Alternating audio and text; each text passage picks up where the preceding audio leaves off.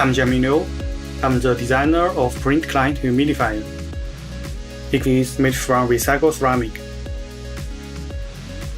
Each year there are thousands of tons of ceramic waste is facing problems with recycle and disposal. This project offers better solution and a possible solution for the recycled ceramic waste used. Print Client Humidifier functions just like a plant. It has two parts.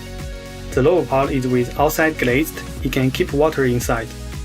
The upper part can absorb the water and give water into the air. Based on the advice from the mentors, the structure, the size, also the used method have changed. One of the biggest change is the structure. I use the structure of penta. I found that the structure can really improve the water absorption height. The future plan of my project is I want to talk with the manufacturer and seller to get my design into the market so people can really take it into their home and use it to let it fresh their daily life. What Design for Better Tomorrow means to me is that we can use design to build a fresh, a visual, and a better world.